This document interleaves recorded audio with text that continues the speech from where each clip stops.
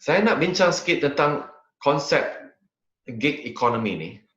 Sebelum kita masuk ke topik gig economy, kalau kita tengok pada katakan 30 tahun yang lepas, bila ada ditanya siapa-siapa yang nak belajar dalam bidang apa-apa kan, yang paling selamat, most safe is actually to go into accounting. Sebabnya semua syarikat tu mesti ada orang yang boleh buat account dan finance. Semua syarikat. Dan sekarang ni sebab banyak automation, kalau kita tengok daripada sekarang sampai ke masa depan, tiap-tiap organisasi, setiap syarikat memerlukan seorang sekurang-kurangnya ada kepakaran dalam digital. So digital talents, digital skills, digital competencies become very key to the choice of people who want to find the work in the future. If we're talking about just work, and if you look at the announcement a few years ago from Google, daripada IBM, Facebook, and some of the Silicon Valley companies, they say that maybe they do not have to take only students from the universities. Students that can be trained, they take them in as long as they are good and become very proficient, very competent. They are also equally recognized and valued by these companies. So if you ask the youngster today, which kind of company you want to work with?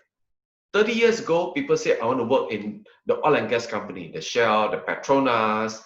I want to work in the big car companies because these are the industrialized, so-called the product of industrialization.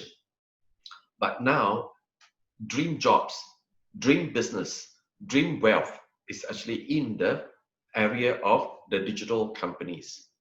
But let's talk about the gig economy now. How would that actually be a point of our new awareness?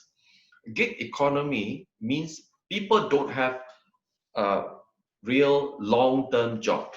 Many could be just self-employed. But when they are self-employed, they are engaged on certain project, on certain job. It is projected that globally by 2025, it is going to be worth $2.7 trillion. The people who work in the flexi hours, they even though unpredictable income, but this is a major trend. Even though people know that for a gig economy workers or professionals, there's no benefit. But what drives this? Let's look at the next slide. A lot of young people, they are looking to have this work-life balance. And they would like to have that flexibility. So this is one of the main driver. However, to be able to work in that kind of flexi environment, one need to have very strong competency and knowledge, because people will be paid based on the competency and the outcome, the output of the work that's given to the company. So because of that, there are increasing need for people to be equipped with the right competencies to be valuable.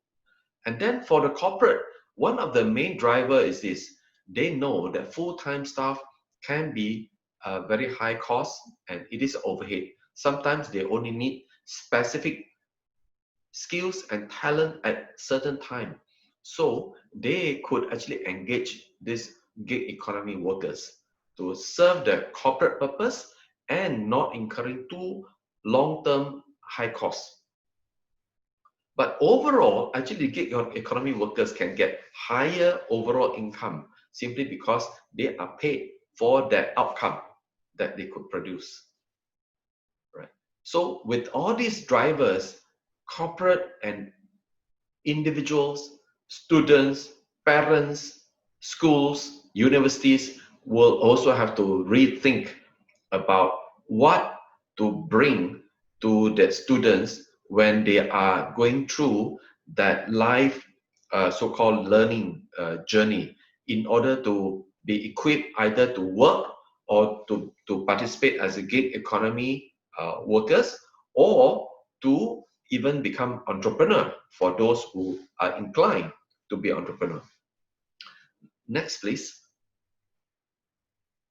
And the future job, which is very well researched by the World Economic Forum, it is very obvious. Those repetitive manual job that you see on the left will see the rapid decline.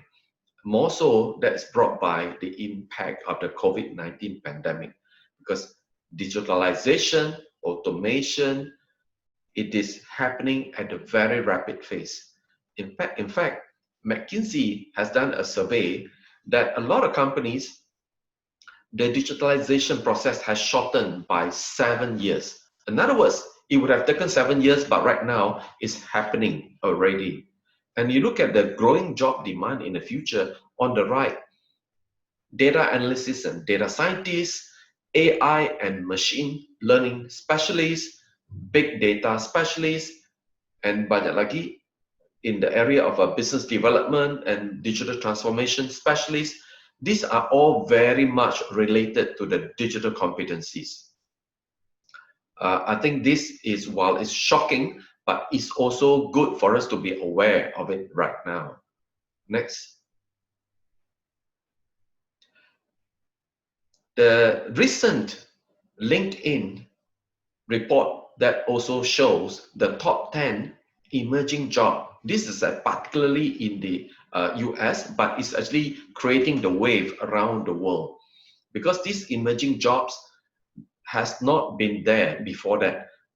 Apart from the AI specialist, robotic engineer, data scientist, now you see more and more full stack engineer, site reliability engineer, customer success specialist, data engineer, behavioral health technician, cybersecurity specialist.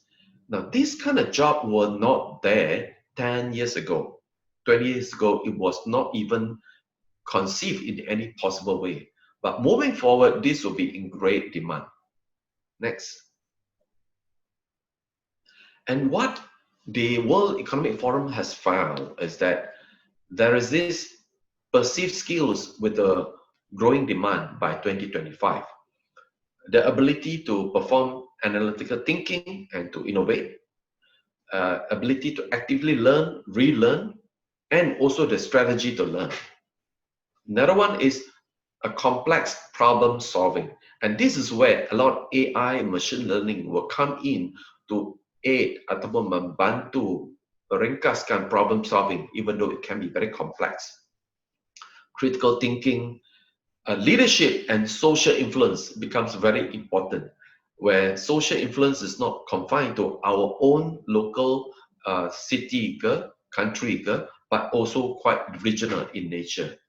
And the last two are actually the key enabler part, which will be the skills in technology, skills in the even design and programming.